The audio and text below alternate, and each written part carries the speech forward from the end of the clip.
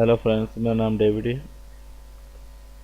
तो दोस्तों, इस वीडियो में मैं वॉइस केयर के यानी कि वॉइस केयर 365 जो सॉफ्टवेयर है इसके बारे में बात करूंगा, इसके मज़ीद फीचर्स के बारे में।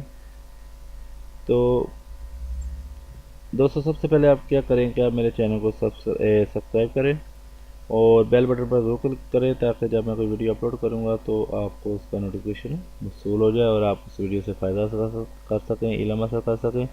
वीडियो अगर आपको पसंद आती है तो दोस्तों आप दूसरों के साथ शेयर करें, लाइक करें, कमेंट करें। जब आपको कोई मसला हो तो आप कमेंट करें। मेरी कोशिश होगी आपको उसका रिप्लाई किया जाए, आपको जवाब दिया जाए।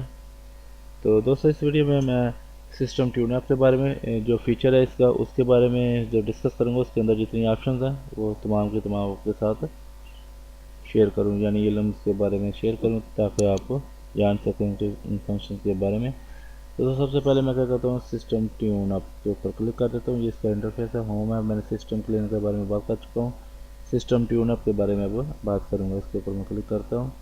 तो देखें, सबसे पहले ऑप्शन आती है सिस्टम ऑप्टिमाइज़र। सिस्टम ऑप्टिमाइज़र का मतलब होता है कि आप सिस्टम को सही तरीके से यानी रन होने के लिए मददगार साबित होता है। ठीक है, तो ऑप्टिमाइज़ करना होता है। देखिए, मैं ऑलरेडी कर चुका भी हूँ, मेरे सिस्टम ऑप्टिमाइज है। देखिए यहाँ पे लिखा हुआ है, जिस ऑप्शन के लिखा हुआ है ऑप्टिमाइज, पहली ऑप्शन देखिए स्टार्टअप शट डाउन एक्सेलरेशन। जहाँ लिखे चेक नहीं लगा हुआ, ये लिखा हुआ optimize prefetch parameter to improve window startup speed. यानी जब विंडो स्टार्ट होती है उसकी सिस्टम उसको स्पीड को ऑप्टिमाइज़ किया हुआ ऑलरेडी हुआ है। जितनी भी ऑप्शन है तमाम के तमाम ये ऑलरेडी कर चुका है।